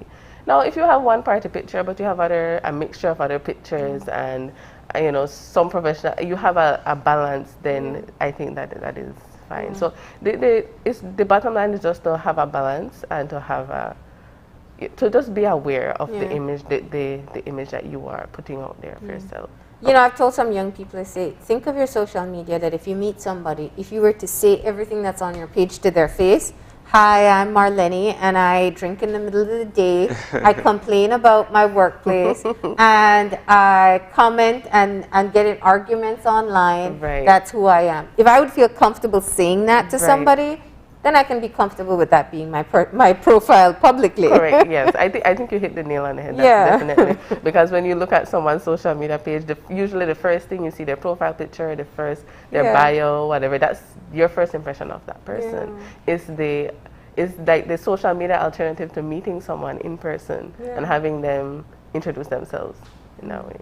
And apart from social media, are there any other mistakes that you see people making while they're on, either in the interview or perhaps on the resume? Other than those that we talked about. On the resume. Another thing, some mistakes we see people make, grammatical errors on resumes, that's definitely a no-no. If you know maybe you're not comfortable with writing and things like that, have somebody look over your resume for Yeah. you. You can write it, and then if you know you're not too sure, because some people, you know, for some people, they might not be comfortable with writing and things like that. Yeah. Have somebody that you know that can look over your cover letter and your resume for you. Another mistake people do make for an interview is not dressing for the job. So you want to be, and this goes back to researching the company, you want to be familiar with the company. What's the culture? Their Yeah. culture, right? And you want to, when you go for that interview, dress a little bit above what their culture is, just like one little notch above, right? Because it's the interview, it's the first impression. Yeah. When you're working there, then you can relax and figure out, you know, Yeah. what's appropriate and not. But you want to go just a little bit above what is expected. Yeah, and it's, so don't, and like you said, for the job, so if you're like working at a restaurant, don't show up in like a tuxedo or something, right? Yeah, exactly. Exactly. If you're working at a restaurant, and sometimes if the interview is at the restaurant, Yeah. you don't want to show up in a tuxedo, and especially if it's outdoors and Yeah. it's hot and you're sweating, Yeah. you know, so you want to dress for the job, maybe a little bit above what that job would be. All right. Yeah. So we talked about quite a bit. Now let's talk about where the job opportunities are. All right. I know you said that you have quite a list of places Yes. that are hiring. Tell us where people can be able to look for some jobs. Okay, so right now, most of the places that are hiring are the call centers. The call centers are hiring a lot. I know Redical has some vacancies, Transparent BPO has some vacancies. Apart from the call centers, BEC, Belize Estate Company, they do have, I believe their vacancy is for a handyman, and so they do have a lot of entry-level vacancies out there. In regards to the call centers, they do have vacancies for agents as well as for supervisors and middle management. Okay. And where can people access the list of openings? Can they call Beltrade? Yeah, they can definitely reach out to us, or they can go directly to these companies' websites and Facebook pages. All right, last pitch. One thing that you'd tell anybody out there right now who is desperate to get a job, what should they do? Stand out. Make sure that you stand out. Do your best to stand out above everybody else. That's right. All right. Thank you so much for coming in and you. providing these tips for us. Of course, there are training opportunities available at Beltrade as well. Another way of being able to increase your marketability as you go about on your job hunt. Thank you, Denny. All right. Thank you so much. All right, with that, we're going to go ahead and take a break. And from finding that job to staying motivated on that job, we have business and lifestyle strategist Michelle Vanzi joining us after the break. This COVID update was brought to you by Fulltech Systems, your technology center, where you'll come for the price, but stay for the service.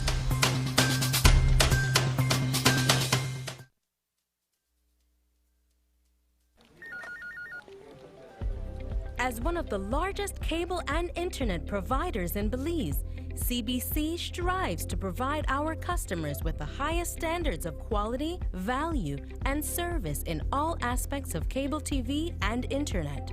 Monitoring our systems closely, our technicians combine creative planning and state-of-the-art technology with years of experience and training to develop and provide the most reliable and advanced cable and internet service to exceed your expectations. For CBC and our team of talented engineers, technicians, and customer service representatives, delivering less than the very best is never an option.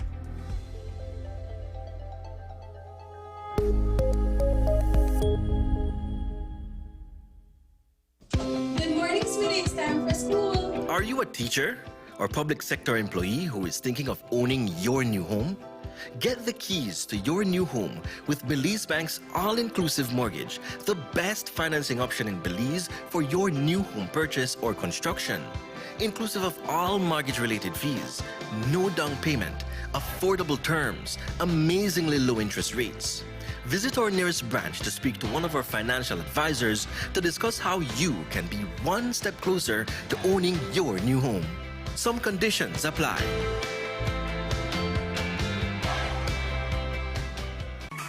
It's time to put your TVs on lockdown. COVID won't stop us this time. After a year of waiting, Summerfest is back, pandemic style. If you're under the age of 18 and you think you have the talent, we are looking for you. Submit videos to us on Facebook, Instagram, and email. Or join us here at Channel 5 on Coney Drive to audition from July 26th to 30th from 10 a.m. to midday. Be a part of Summerfest 2021 and show Belize your talent. Es un hecho. Únicamente con Smart obtienes todo realmente ilimitado. Solo con Smart obtienes datos ilimitados en cualquier momento. Mientras que con el otro proveedor solo son datos dobles los fines de semana. Con datos ilimitados todos los días no hay necesidad de esperar, así que es un hecho que nuestros planes ilimitados superan a la competencia. Por lo tanto, no permita que le digan cómo y cuándo usar sus datos y obtenga llamadas, mensajes de texto y datos ilimitados. Vive la verdadera experiencia de planes ilimitados con Smart. Es un hecho. Haga el cambio y viva Smart. And we'll be back in a few, so stay tuned. Thanks, Jen. Hey there, we know you have to head out to work shortly, but don't forget that you can stay tuned by watching us on our Facebook live stream. Find us at Open Your Eyes BC, and you can continue watching there. You can also download Facebook Watch on your streaming device, and you can watch at your own convenience. And for all the behind-the-scenes fun, follow us on Instagram at OYE Belize. So, find us and follow us today.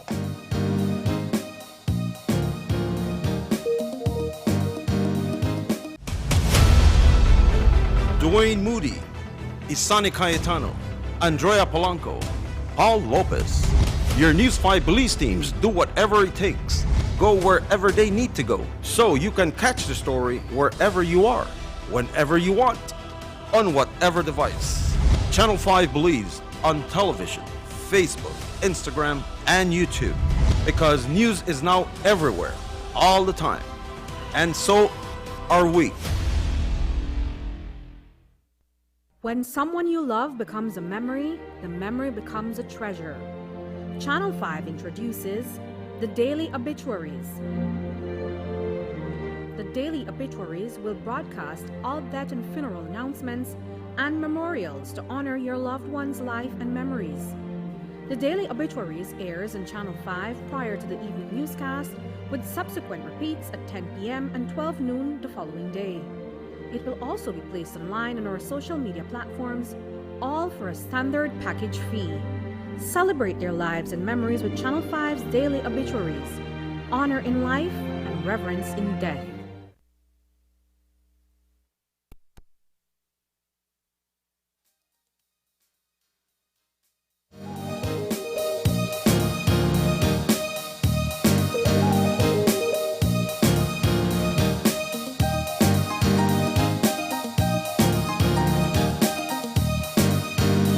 We're back, and if you're joining us now, we're getting our third conversation for this morning started. We are joined by Michelle Vanzi, a business and lifestyle strategist, and we're going to be talking this morning about how young people can stay motivated in their professional capacity. Good morning, Michelle. Good morning. Thank you so much for joining us. I'm really excited to be here. Yeah, well, we're excited to have you, and great to have this opportunity to talk about this. You know, we just were speaking in our previous segment with how to, what are the best tips in order to get a job in this time. And when you do secure that job, staying motivated can be difficult at times, especially given the time that we're living in. Mm-hmm. So, what would you say what are some of the reasons why we can lose motivation even though we may have fought for getting the job in the first place? How do we get to this place where we lose motivation? Mm-hmm. Well, I think the answer to that is also the flip side is also the sort of like the tips or the guide to how to remain inspired and motivated on a job. Yeah. And I think it's a matter of, first of all, it's a matter of mindset. Also, it's things that are on the job and also externally. For example, on the job, really losing sight of why it is that you got that job. What is the purpose? How did it make you feel? you know, or how does it make you feel when the people you serve are fulfilled, let's say, are happy or so forth. Another big thing I would say outside would be in terms of not really living your life, making the job 100% your life. You live to work, when really it should be we work to be able to finance our lifestyle, right? And to also find purpose and fulfillment. So those would be like the two major points. And then there's many little things in between. I want to step back from tips. I just got to, catch up with you and find out about you. So you are living in Europe, but you are online offering coaching tips for lifestyle and for helping to grow your business. That's right. Michelle, how did you get into this? Yeah, I keep changing. But, but this seems like a right fit. Yes, it looks like change, but actually it's growth. Yes. And it's part of what keeps you motivated, and what's kept me motivated and inspired in life is really looking at my experiences and then going with the flow and looking at what I like and keeping expanding. I mean, my first degree is in health economics. I worked at the Ministry of Health for many years. And then I had the blessing and the opportunity to work and serve as a deputy ambassador of Belize in Mexico. And while there, I held one of my many portfolios was investment promotion for Belizean businesses in Mexico. And I used to get a lot of calls from Belizean entrepreneurs asking, how do I do this? How do I source that? And so forth. And I started seeing that there was a gap. There's only so much that the embassy can do, right? Before it becomes a private sector sort of thing. So that kind of stayed with me. And then during the pandemic, people just started asking me questions as to, listen, I need to find different ways to make money because I had one job, which most of us do, and then I was let go because there was just not enough money to go around in the company, you know? So once again, I saw the opportunity. I said, oh, there's an opportunity to do some business coaching. But by that time, actually, I had done another degree in entrepreneurship, coaching, and consulting. So I kind of saw the opportunity, used my experiences, and that's how it's happened. And it's interesting because you use your social media to be able to offer some of the tips to people. And I don't know how much here people gravitate towards business coaching, but it's a huge industry. Life coaching, lifestyle coaching, and business coaching is something that a lot of entrepreneurs and people who are working on goals that they try to source for themselves. Talk to me about the benefits of having a coach, not a sports coach, but someone who helps you professionally. Yeah, I'm going to start off with the point of consulting versus coaching. Yes. Because most of us are versed in consulting. Yes. The main difference is you hire a consultant, you have a list of things that you want to get done in your company or for yourself. And usually the consultant uses his or her technical skills to come in and draft something for you. Yes, they consult, but they draft it. They come in as the persons who know. And they tell you, this is it, this is what you should do, implement. The difference with a coach is a coach is also your motivator, is your cheerleader, right? And a coach helps you to really pull out what it is that you want to do because the answer is within yourself. So we guide you with a series of questions, different models on how to do that and so forth. And the answers that you provide, then we help to structure them with our technical skill. For example, my strength is in business model development. Depending on the life that you want to live, that's where my life strategy section comes in. So we see what it is that you want to do, what are your big dreams, your vision, and so forth, and then we develop business models for you. But that's coaching because I work with you, we pull it together. You help to make the individual capable of doing it for themselves. That's right, and to see the answers and the solutions. We don't provide them for you, but we open those doors and we provide that platform for your vision and your clarity. What's the difference that you see in clients once you start introducing this type of motivation? As an outcome? Yeah. Well, many times, lots of entrepreneurs, they have so many ideas. That's the first thing. So it's kind of like, where do I start? What do I do? So one big outcome is clarity and prioritizing your projects based on what you want to achieve at the moment. Another thing is the entrepreneurial journey is a very up and down kind of thing, and you need to be prepared for it. It's not that you're going to start and, wow, I'm going to make it, I'm going to be on top of the world at the beginning, right? You need to know what to expect. So when you work with a coach, you're better prepared to face those up and downs and to stay positive and know that, hey, I'm at the bottom right now, but there's ways to get to the top, and I will get there. And when people are sort of seeking your services, what are people asking for then in the feedback when they come to you? What do you find is a very common thing that people say that, oh, I need this or I'm missing this? Yeah, well, in terms, well, I started mostly last year, like I was saying, right? So it all fell within the context and the background of the pandemic. And a lot of people, what they wanted is they realized, and I think this is a very important message to get out there, because traditionally we're taught that you go to school, you get an education, you get a job, and you're set, that's it. Yep.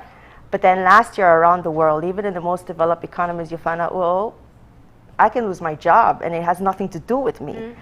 So a lot of people came to that realization and they wanted to know, what other ways can I make money?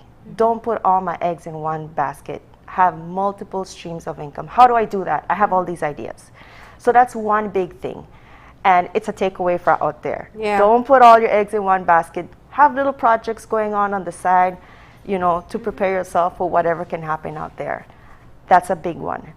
Another one is in terms, like I said, of clarity with projects. It's like, I want to do this, I want to do that, and I stop and start, I can't focus. So that's another one, is helping to prioritize, and a big one for coaches is to help keep you on track. Yeah,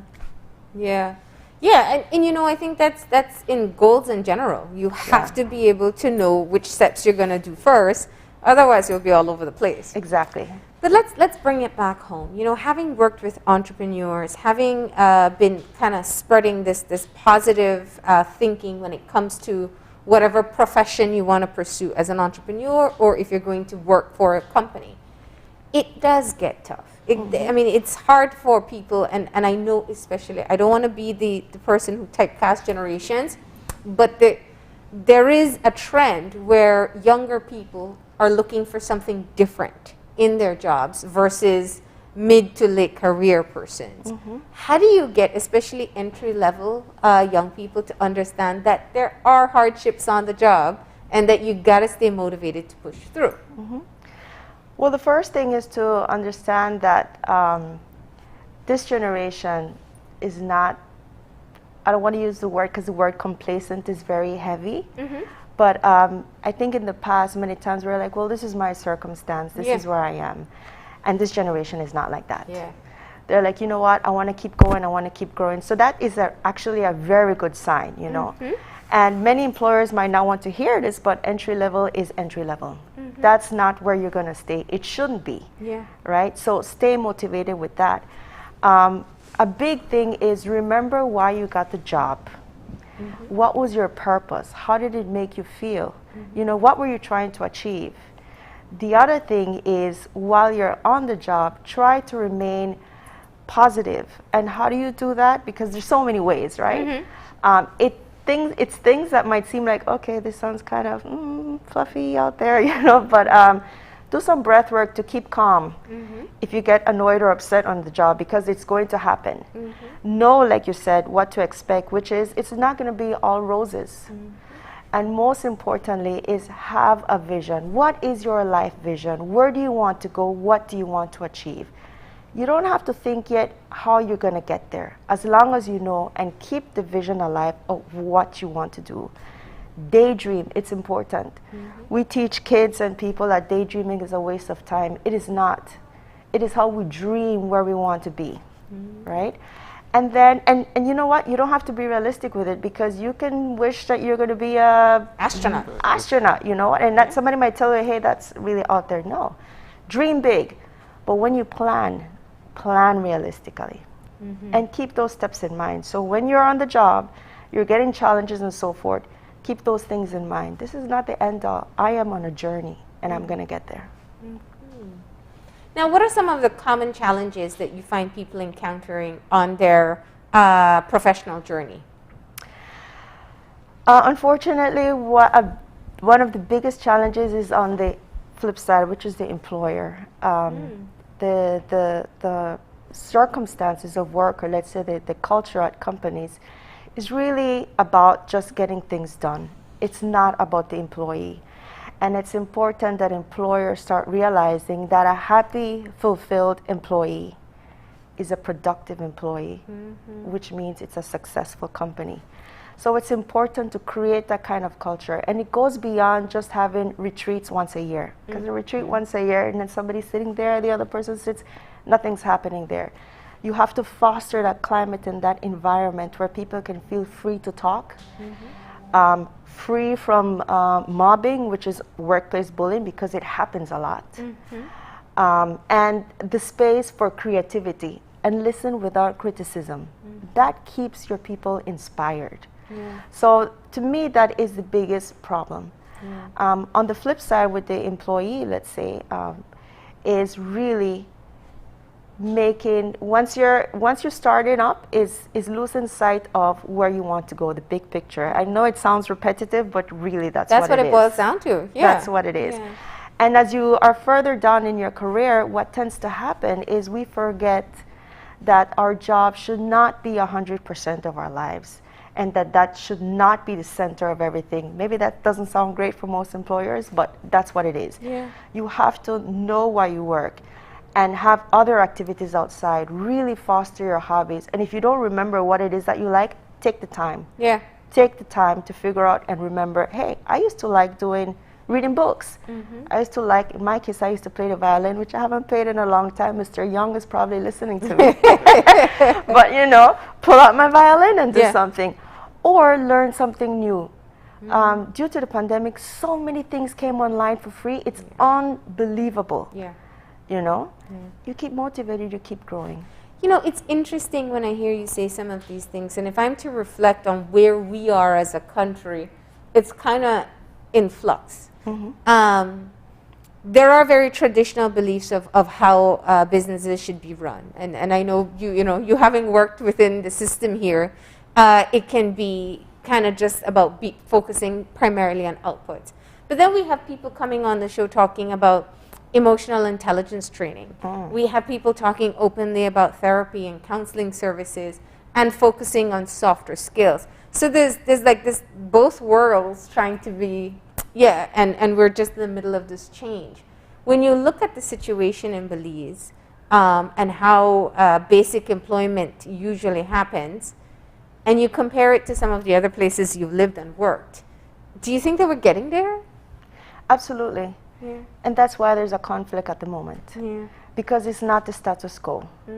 Having lived in Mexico, I saw the very, very long hours that they work. They would start like from 9 in the morning, they have a lunch break at 2. Their lunch break is long though, it takes up to maybe 4 o'clock in the afternoon, and then they work up to 7 o'clock. And I remember them, I heard something on the radio saying, oh, we're so proud because we are one of the countries that works hardest. We work the longest hours after France, so forth, so forth.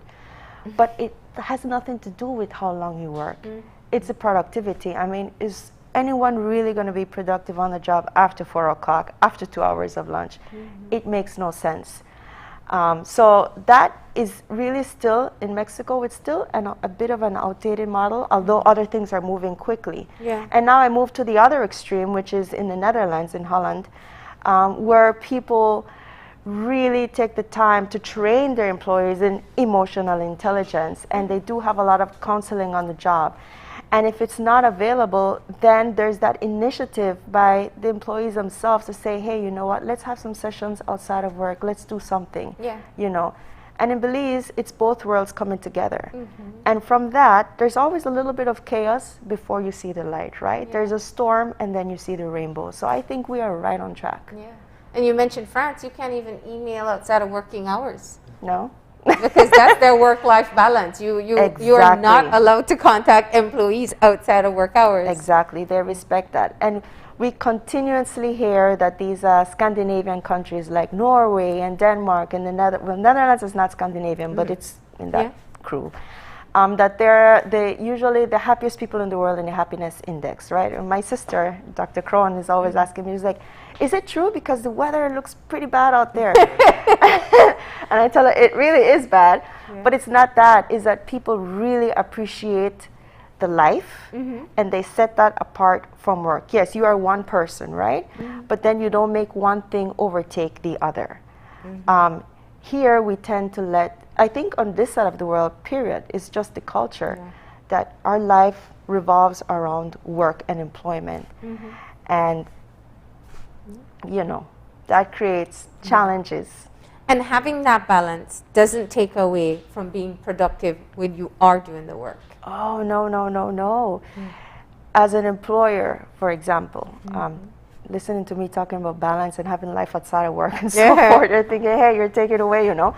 No, because the more fulfilled your employee is outside, the more creative you feel as an employee. You bring that joy, that creativity, that motivation and inspiration, because other people are watching you, even though you don't think so, to the job.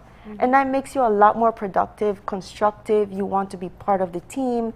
You know, you really see the purpose of your company or who you're working for, and you want to get it further.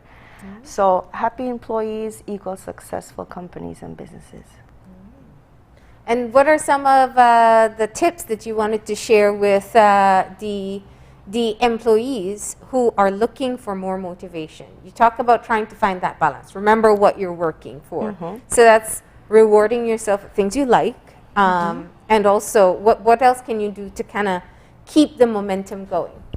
Well, I want to talk a little bit more about rewarding yourself with things you like, what you just said, because many times people think, okay, that means buying something for myself or going to the spa or, you know, things like that, purchasing.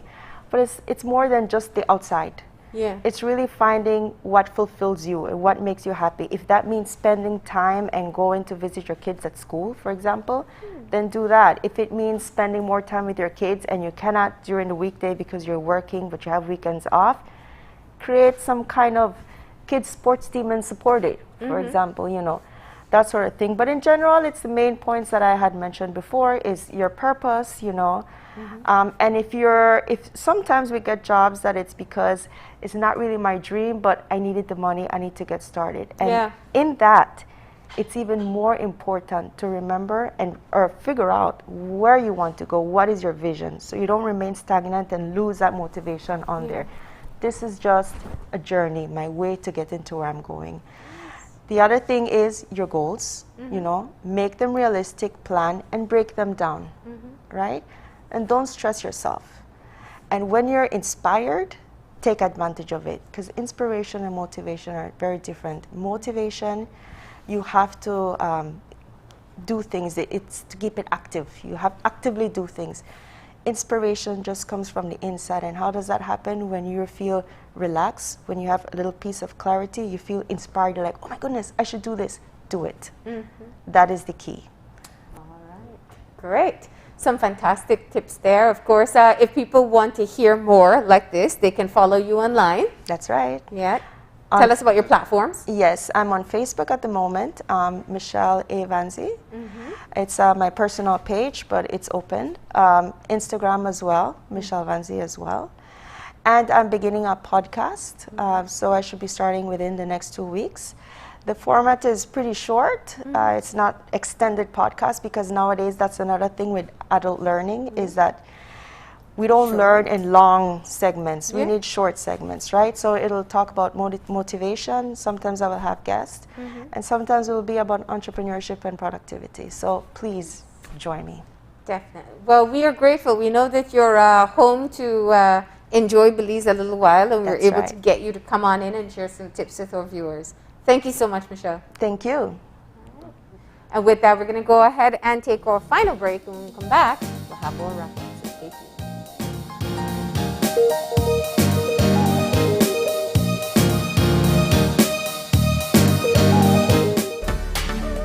2020 taught us the importance of being connected to the virtual world, and NextGen is here to keep its commitment to you.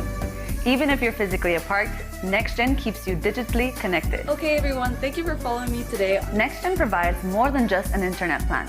They provide service plans that support all your online needs, Sign up today and get your NextGen's ultra high-speed internet service. NextGen, powered by Central TV and Internet.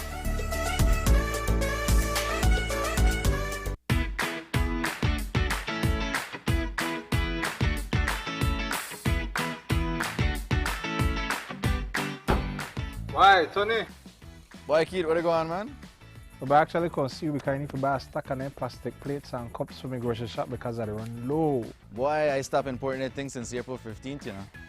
And I just ran out to the last batch, must have been like 3 weeks back, you know. Man, do I usually have anything? Where you going? Check this, right? Under the new law, we ban all single-use plastics, so that the cups, plates, forks, spoons, and knives, all of that. Since April 15th, can't import none of them. Starting January 15, 2021, you can't manufacture them. April 15, 2021, you can't sell them. And after July 14, 2021, if you get catch with any other thing, you will get fined. Me never know this. I guess I have to make some changes then. I have to make the customers know that anything not available. Anyways, bro. Thanks, man. No problem, man. Take care.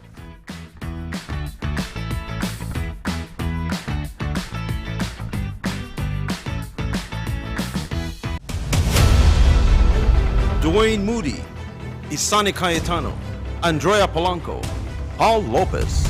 Your News 5 Belize teams do whatever it takes. Go wherever they need to go, so you can catch the story wherever you are, whenever you want, on whatever device. Channel 5 Belize on television, Facebook, Instagram, and YouTube. Because news is now everywhere, all the time. And so are we. Good morning, sweetie. It's time for school. Are you a teacher or public sector employee who is thinking of owning your new home? Get the keys to your new home with Belize Bank's all-inclusive mortgage, the best financing option in Belize for your new home purchase or construction. Inclusive of all mortgage-related fees, no down payment, affordable terms, amazingly low interest rates. Visit our nearest branch to speak to one of our financial advisors to discuss how you can be one step closer to owning your new home. Some conditions apply.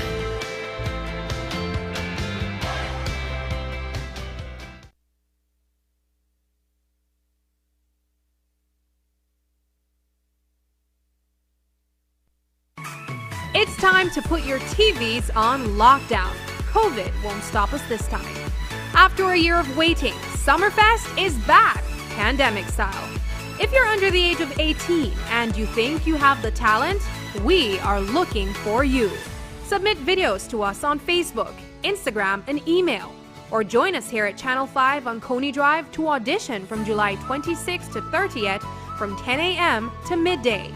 Be a part of Summerfest 2021 and show Belize your talent. Whether you're at home, on the road, at work, or at school, if you see news happening or suspect that something might be up, call or text the Channel 5 News Belize tip line at 672-5555. You don't have to give us your name, just give us the tip. That's 672-5555. Call or text us so we can check it out.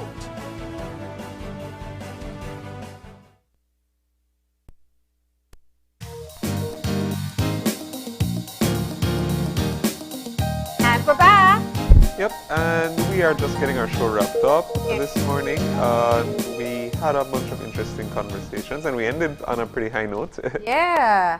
Feeling motivated, Gavin? Yeah, definitely. Yeah, no, we want to say thank you, first of all, to the Public Service Union for coming in and kicking off their 99th anniversary celebration. I cannot believe that the Public Service Union has been in existence for 99 years. It really shows how important it is for people who share the same experience to rally together and have a representative body. The president and first vice president were able to share just a bit on some of the different issues that are in the national conversation right now, from the 10th Amendment to the vaccination requirement for frontline workers, and also the fact that they're still in a trade dispute 4 months later. I know. And for our second segment, of course, we had a representative from Beltrade to discuss all about how to market yourself if you are looking for a job and you're on the job market. And so right there, we want to say thank you to Danae for coming in and telling us, you know, this is such an important conversation because we know so many people are looking for jobs. So we hope that if you were one of those people, that you were listening and hopefully took away something positive from that conversation. And when you get that job, our final segment gave us a lot of advice, but this is time for a giveaway. Yep. So it's a giveaway alert, which means get to your computer, get to your tablet, get to your phone, go on Facebook, open your eyes, BZ, find the live stream, and we are giving away. Our third guest has offered a free segment of session with her. She offers a very specific type of skill. And the question? And the question, of course, is what is the name? Let me just read it right here. Yeah, go ahead. Just so I got it. It says, so what's the name of our third segment guest and what is her specialty? And the winner is going to get a free 45-minute Zoom session with her. Sarah almost said I know, you almost said what she gave does. it away. But if you're watching, of course, as Marlene said, get to your computer, your phone, or whatever it is, leave a comment, and you can win a free 45-minute Zoom session. So the winner, as we said, has to comment on the live stream the correct answer. And of course, we just wrapped up with her, so she told us exactly what she does and what her specific area of expertise is. This is a great prize, I know, for entrepreneurs or for people who have particular business ideas. Yeah. You know, you're gonna benefit. Or even if you're just a young person who's trying to map out your professional career, you know, I can imagine how you'll take a great advantage of this. Yeah, absolutely. So if you want that free session, it's a chance to get a valuable perspective and insight, then please take advantage of that. And we are going to be looking for person. Oh, we do have a winner. Of course we do. And the winner is Cherise Ferguson. All right. So, Cherise, thank you so much for participating. You are our lucky winner, and you are going to be getting a 45-minute Zoom session with our third segment guest, Michelle Vancy, who is a business and lifestyle strategist, and she specializes in entrepreneurship coaching as well. This is such a great opportunity, and we do hope that you're able to take advantage of it. I think it was a great segment. She's a Belizean who has made this as her new professional career. And, you know, as we said, if you want to find out more, if you want to get some of her tips that she shares regularly, find her on Facebook, find her on Instagram, and look out for her podcast, which should be starting soon. Absolutely. But that is just about all the time we have for today. So if you want to contact us, you can send us an email at oie@channel5belize.com. You can also find us on Facebook at OpenYourEyesBZ and on Instagram at OIEBelize. And remember to tune in tomorrow morning at 6:30 when you open your eyes. Start your morning right. Until then, keep your eyes, your mind, and your heart open. We'll see you soon. Enjoy your day, please.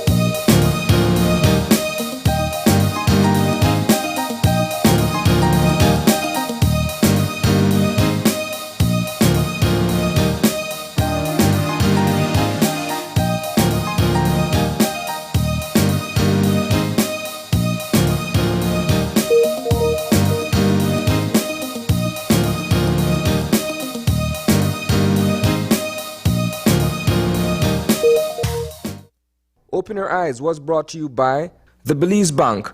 Our country, your bank.